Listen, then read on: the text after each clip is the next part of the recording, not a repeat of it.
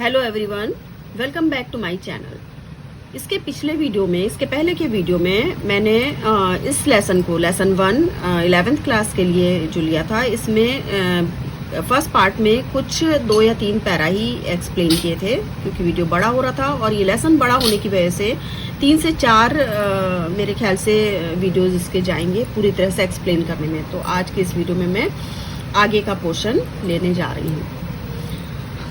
My grandmother and I were good friends. My parents left me with her when they went to live in the city and we were constantly together. मैं और मेरी दादी माँ, writer यहाँ पर बता रहे हैं कि मैं और मेरी दादी माँ बहुत अच्छे मित्र थे। मेरे माता पिता या पेरेंट्स जिसे कहते हैं, मुझे मेरी दादी माँ के पास छोड़ गए थे जब वो शहर में जाकर रहने लगे थे और हम लगातार एक साथ रह रहे थे। शी यूज यानी हम माने दादी माँ और मैं। She use to wake me up in the morning and get me ready for school. उनकी आदत थी वो मुझे रोज सुबह उठाती और मुझे स्कूल के लिए तैयार करती। She said her morning prayer in a monotonous sing song while she bathed and dressed me in the hope that I would listen and get to know it by heart. जब वो मुझे तैयार करती तो एक स्वर में वो अपनी प्रार्थना बोला करती थी मुझे नहलाते समय और तैयार करते समय, इस उम्मीद से कि मैं ये प्रार्थना याद कर लूँगा। I listened because I loved her voice but never bothered to learn it. मैं सुनता था क्योंकि मुझे उनकी आवाज़ बहुत अच्छी लगती थी, लेकिन मैंने इसे याद करने की कभी कोशिश नहीं की। Then she would fetch my wooden slate which she had already washed and plastered with yellow chalk, a tiny earthen ink pot and a red pen, tie them all in a bundle and hand it to me. मेरी दादी माँ मेरी slate को, जिसे वो पहले से पीली चौक से प्लास्टर करके रखती थी, एक छोटे मिट्टी के इंक पॉट और लाल पेन को बांधकर एक बंडल बना देती थी और मुझे पकड़ा देती थी। After a breakfast of a thick stale chapati with a little butter and sugar spread on it we went to school. एक मोटी सी बासी रोटी जिस पर थोड़ा सा बटर और शक्कर फैली हुई होती थी, उसका नाश्ता करने के बाद हम स्कूल जाते थे। She carried several stale chapatis with her for the village dog. उसके अलावा वो कई सारी बासी रोटी अपने साथ लेकर चलती थी जो गांव के कुत्तों को देनी होती थी। My grandmother always went to school with me because the school was attached to the temple. मेरी दादी माँ हमेशा मेरे साथ स्कूल जाया करती थी क्योंकि मंदिर स्कूल से लगा हुआ था। The priest taught us the alphabet and the morning prayer. जो पुजारी होते थे वो हमें वर्णमाला और अल्फाबेट्स जो होते हैं शब्दों का ज्ञान कराना और सुबह की प्रार्थना याद कराते थे। While the children sat in rows on either side of the veranda singing the alphabet और the prayer in a chorus. जबकि बच्चे बरामदे में दोनों तरफ कतारों में बैठे रहते थे और अल्फाबेट और प्रार्थना जो थी वो जोर जोर से एक स्वर में गाते थे। My grand mother said inside reading the scriptures. और उस समय मेरी दादी माँ अंदर बैठकर धार्मिक ग्रंथ पढ़ती थी। When we had both finished, जब हमारा काम खत्म हो जाता था, we would walk back together. हम एक साथ वापस चलते थे। This time the village dogs would meet us at the temple door. और इस समय गांव के कुत्ते हमें मंदिर के दरवाजे पर मिलते। They followed us to our home, growling and fighting with each other for the chapatis we threw to them. और इस समय वो हमारा पीछे पीछे लड़ते और गुर्राते हुए चलते थे उन रोटियों के लिए जो रोटियां हम उनको देने के लिए ले जाते थे, जो हम उन्हें फेंक कर देते थे। When my parents were comfortably settled in the city, जब हमारे माता पिता अच्छी तरह से शहर में बस गए, they sent for us. उन्होंने हमें भी बुला लिया। That was a turning point in our friendship, और ये एक मोड़ था हमारे दोस्ती का। Although we shared the same room, यद्यपि हमें एक ही रूम मिला था जिसमें हम दोनों एक ही साथ रहते थे, मैं और मेरी दादी। My grandmother no longer came to school with me, लेकिन अब मेरी दादी मेरे साथ स्कूल नहीं आती थी। I used to go to an English school in a motor bus, मैं अब एक बस के द्वारा अंग्रेजी माध्यम के स्कूल में जाने लगा था, इंग्लिश स्कूल जाने लगा था। There were no dogs in the streets, और सड़कों पे कोई कुत्ते नहीं होते थे। And she took to feeding sparrows in the courtyard of our city house, और अब वो जो हमारा शहर का घर था उसके बरामदे में उन्होंने चिड़ियों को दाना डालने की अपनी आदत बना ली थी, अब वो ये काम करने लगी थी। As the years rolled by, we saw less of each other. और जैसे जैसे साल बीतते गए हम अब एक दूसरे को कम देख पाते थे।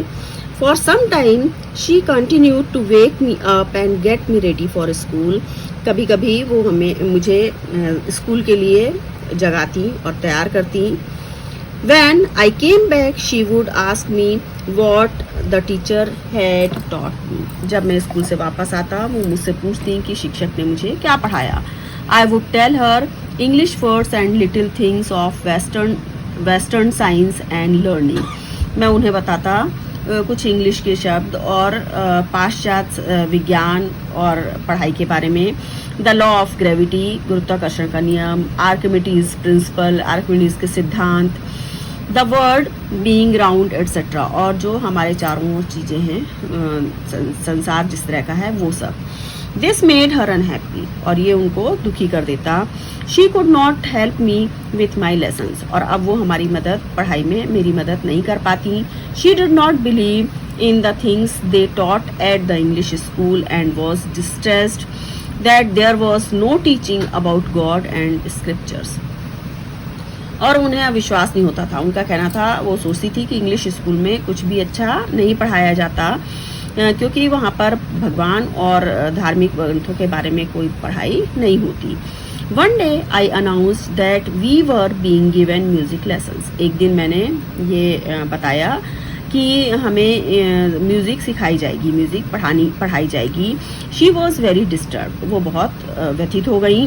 To her music had lewd associations, it was the monopoly of harlots and beggars and not meant for gentle folk. उनका ये मानना था, जैसे ही उन्होंने सुना कि म्यूज़िक के बारे में बताया जाएगा, म्यूज़िक की क्लास होगी, वो डिस्टर्ब हो गई और उनका ये मानना था कि म्यूज़िक जो है वो अच्छे लोगों के लिए नहीं होता, वो या तो वेश्याओं के लिए या भिखारियों के लिए होता है, ऐसी उनकी सोच थी। She said nothing but her silence meant disapproval, उन्होंने कुछ कहा तो नहीं लेकिन उनका शांत रहना ये उनके ना मानने की बात कहता था।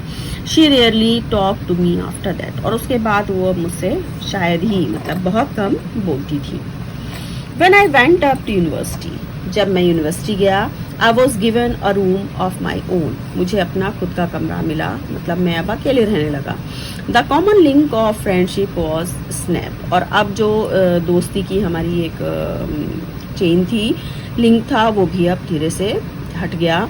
My grand mother accepted her seclusion with resignation. She rarely left her spinning wheel to talk to anyone. और अब मेरी दादी माँ अपने अकेलेपन के साथ रहने लगी और अब वो पूरे टाइम अपना चरखा चलाया करती थी और उस चरखे को वो शायद ही किसी के लिए बात करने के लिए रोकती थी। From sunrise to sunset, she sat by her wheel, spinning and reciting prayers. सुबह से लेके सूरज निकलने से लेकर सूरज ढलने तक वो अपने चरखे पर बैठी रहती और अपनी प्रार्थना करती रहती। Only in the afternoon she relaxed for a while to feed the sparrows. सिर्फ दोपहर के बाद थोड़े समय के लिए वो आराम करती थी, वो भी जब वो चिड़ियों को दाना देने की तैयारी करती थी या दाना देने का उनका समय होता था। While she sat in the veranda breaking the bread into little bits, hundreds of little birds collected round her creating a veritable bedlamps of cherubins.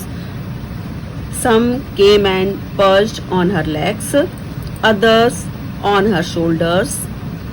क्या होता था कि वो वरांडे में बैठ जाती थी, छोटे छोटे रोटी के टुकड़े करती थी, और जिस समय वो ऐसा करती उस समय सैकड़ों छोटी छोटी चिड़िया उनके आसपास आ जाती थी, शोरगुल मचाती थी, आवाज़ें करती थी।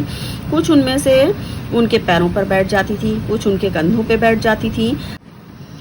Some even sat on her head. She smiled but never shooed them away. It used to be the happiest half hour of the day for her. कुछ उनमें से उनके सिर में बैठ जाती, वो मुस्कुराती लेकिन कभी उन्हें उड़ाने की कोशिश नहीं करती। ये उनकी आदत हो गई थी और ये उनके लिए दिन का सबसे खूबसूरत समय होता था, आधे घंटे का, जो जिसमें वो आराम भी करती थी और चिड़ियों को अपने मन से, अपने हिसाब से दाना भी देती थी। तो बच्चों, ये था सेकंड पार्ट इस लेसन का। अभी भी कुछ पोर्शन बचा है जिसे मैं नेक्स्ट पार्ट में कंप्लीट करूँगी। Thanks for watching. देखते रहें और पढ़ें ज़रूर।